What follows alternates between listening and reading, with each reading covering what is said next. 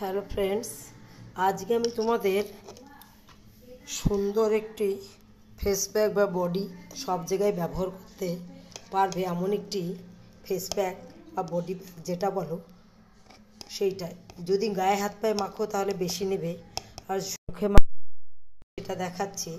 আমি 1 চামচ নিয়ে নিলাম বেসন, আর নিয়ে নিলাম আমি হাফ চামচ মতো চালের গুঁড়ি, আর নিয়ে নিলাম আমি আমাদের যে রুটি খাই আমরা সেই আটা নিলাম হাফ চামচ মতো, আর নিয়ে নেবো আমি দুধ।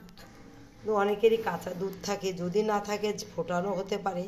কাঁচা দুধ হলে এটা খুবই ভালো হয়, তাই আমি এখানে নিয়ে নেব পরিমাণ মতো দুধ, আর নিয়ে নেব হাফ চামচ, বেশি নেব না, মতো নারকেলের তেল, আর নেব আমি সামান্য 2-1 ফোঁটা লেবুর রস। বেশি দেবো না, সবার স্কিনে লেবু শ্যুট করে না, তাই আমি অল্প দিয়ে দেখালাম। আর কারুর যদি লেবু শ্যুট না করে তাহলে লেবু তোমরা দেবে। এবার আমি এটাকে ভালো করে এইভাবে মিশিয়ে নিলাম। এভাবে মিশিয়ে নেব। আমি মুখে মাখবো বলে অল্প করেই মেখেছি, অল্প করেই গুলেছি আমি পরিমাণ মতো। আর যদি তোমরা হাতে বডি সব জায়গায় মাখতে চাও তাহলে এটা বেশি করে মাখতে পারো। বন্ধু, এইভাবে তোমরা বানিয়ে নেবে, তারপর হাতে, পায়ে, গলায় সব জায়গায় এইভাবে মেখে নেবে।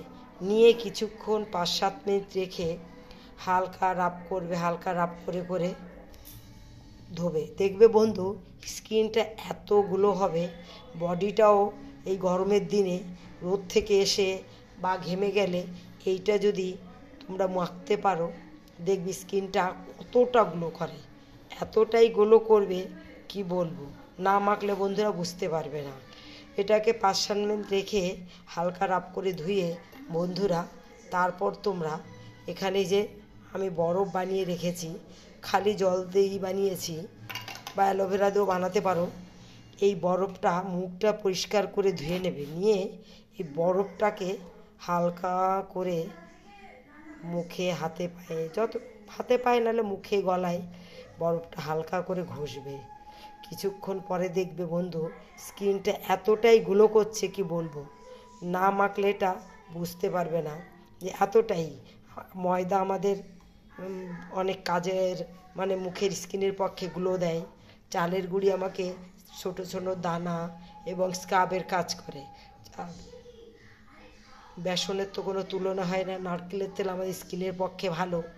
এখানে প্রত্যেকটা রেমেডি এতটাই সুন্দর, এতটাই কাজ দেয়। এটাকে তোমরা যদি একভাবে এইভাবে তৈরি করে রেখে দিয়েও করতে পারো, এতটাই গ্লো দেবে কি বলবো বন্ধুরা। তাই তোমরা এটা মেখে দেখো কতটা স্কিন গ্লো দেয়।